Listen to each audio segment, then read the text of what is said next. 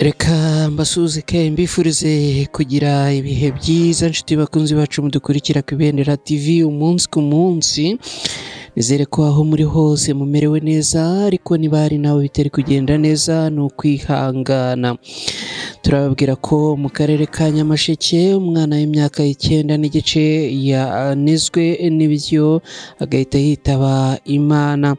Muri aka karere kandi ka Nyamasheke turababwira ko umunyeshuri yafatanwe mudasobwa y'ishuri agahita atabwa muri yombi. Ngizi inkuru tugiye gusangira muri aka kanya, gusa munyemerere mbere yo kuzinjiramo ku buryo burambuye banze fate akanya gatoya cyane mbashimire. Niba ujya ufata umwanya wawe waba muto cyangwa munini ugakurikira inkuru n'ibiganiro byo ku Ibendera TV, uri agaciro gakomeye kuri twe, turagushimira. Ariko turanashimira mwe mwakoze subscribe kuri channel yacu Ibendera TV, mwarakoze cyane guhitamo twebwe. Ni nako kandi twibutsa mwe mutarakora subscribe ku Ibendera TV kuyikora kugira ngo mureke gukomeza gucikanwa n'inkuru tubagezaho hano ku Ibendera TV umunsi ku munsi. Mu gusoza turaza kubaha nimero mushobora kunyuraho niba mwifuza gutambutsa igitekerezo ku Ibendera TV. Nitwa Ntirushwa Anakreti, aha ni ku Ibendera TV, ikaze.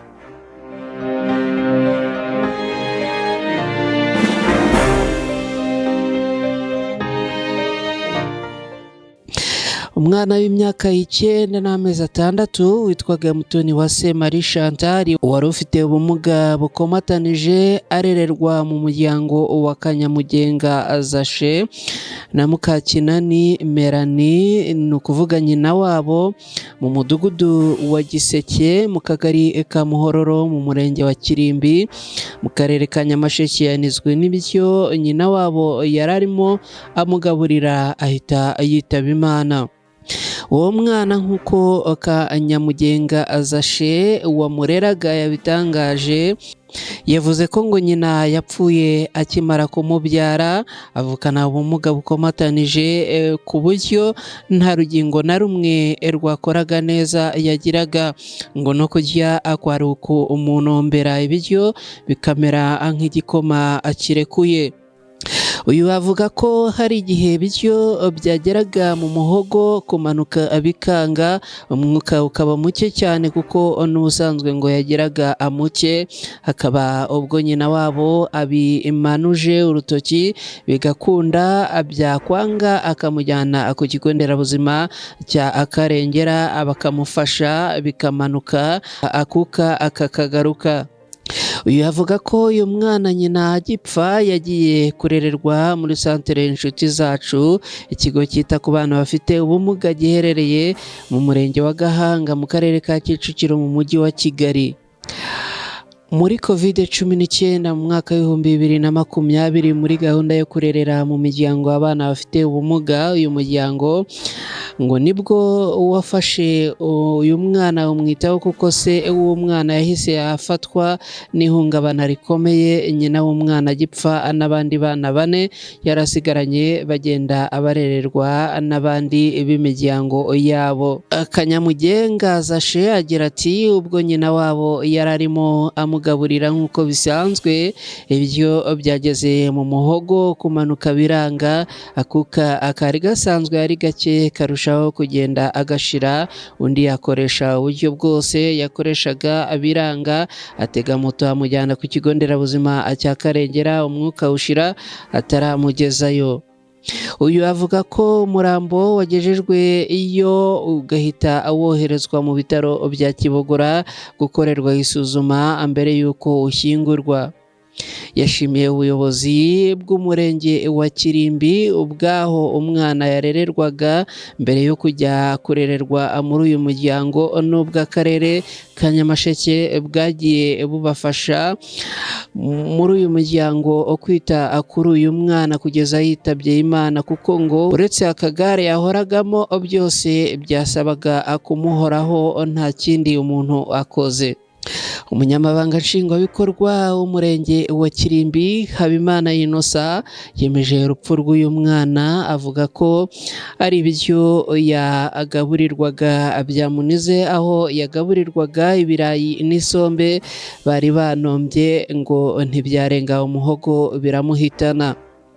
Agira ati turashimira cyane uriya muryango wari umwitayeho imyaka 4 yose nubwo bitari byoroshye, tugasaba n'abandi barera abana bafite ubumuga kurushaho kubitaho, ntibabahishe mu gikari cyangwa ngo bagire uburenganzira abundi babavutsa, kuko nk'uyu mwana utarigeze agira n'intambwe na nto atera ngo agende cyangwa akambakambe kuva yavuka, ngo n'inzasaya ngo ntizakoraga kumugaburira ngo byari bigoye, ariko uyu muryango ukomeza kumwitaho uko bishoboka, avuga rero ko ari uwo gushimirwa.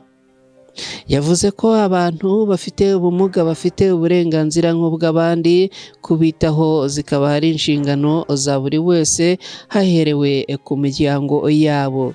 Ni inkuru ibabaje cyane ariko nta kundi ni ukwihangana. Reka twihuse tunyarukire mu yindi nkuru, nayo iravugwa mu karere ka Nyamasheke ni mu ntara y'Iburengerazuba mu Rwanda.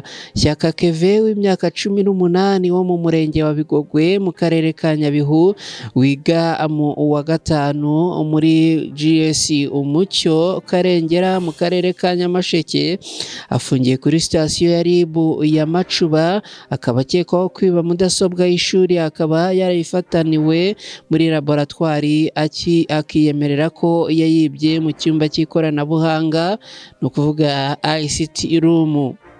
Uwihanganye Samuel umuyobozi wa GS Umucyo Karengera yatangarije Imvaho Nshya ko amakuru y'ubujura bw'uyu musore yamenyekanye ubwo umwarimu wigisha isomo ry'ibinyabuzima n'ubutabire yajyanaga abanyeshuri muri laboratwari, akinguye abona ikintu kiranyeganyeze agira ngo ni imbeba irimo, arebye neza abona anuwo umunyeshuri abundamanye iyo mudasobwa munsi y'ameza.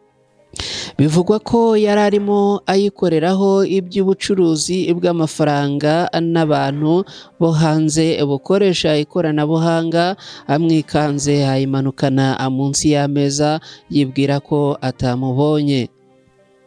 Umunyeshuri yafashwe basanze yaraciye imigozi yari ifunze mudasobwa 51 zose zirimo, abajijwe uburyo yinjiyemo n'uburyo yaciye iyo migozi akayikuramo n'uburyo yashoboye kuyinjirana mu cyumba cya laboratwari kandi byose byari bikinze, avuga ko yakoresheje akuma gaca inzara arayicagagura kandi ubusanzwe ari imigozi ikomeye.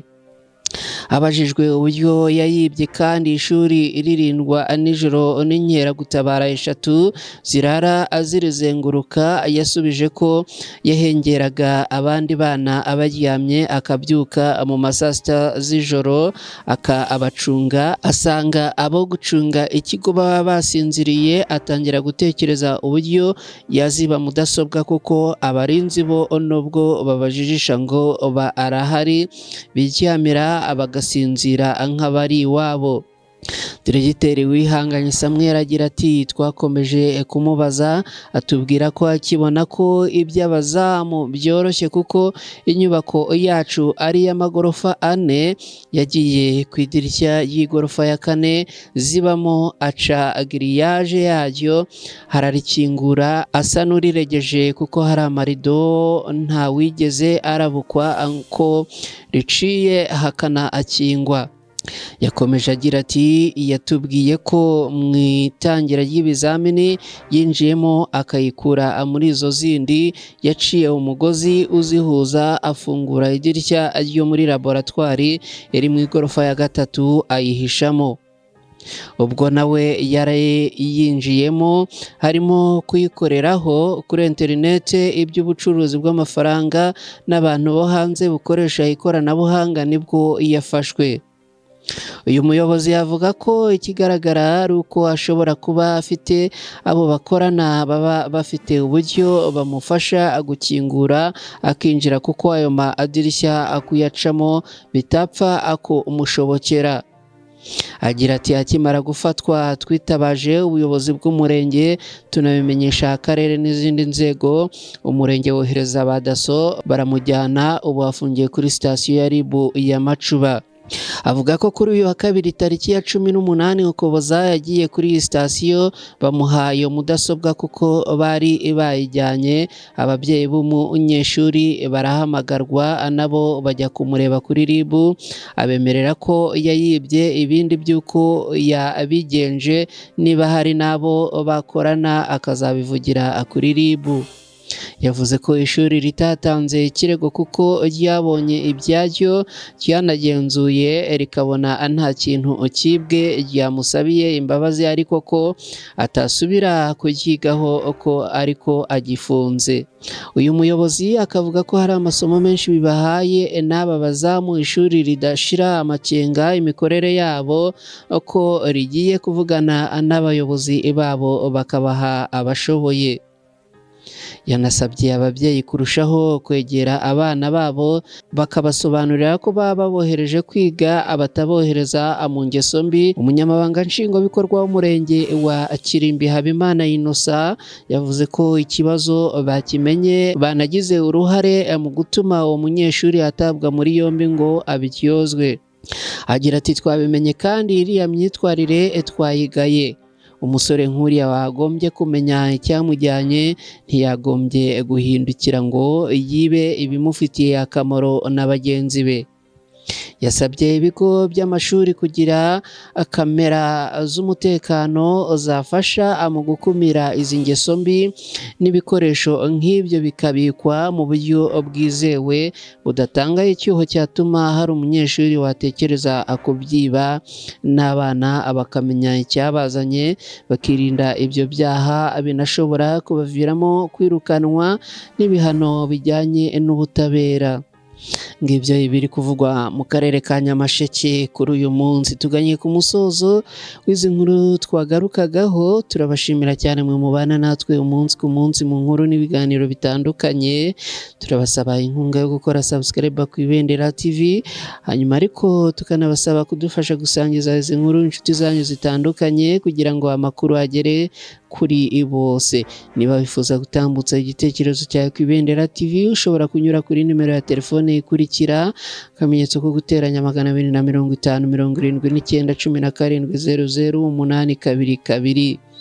Iyi nimero yakira ubutumwa butandukanye, ubundi tukakuhamagarira mu gihe bibaye ngombwa.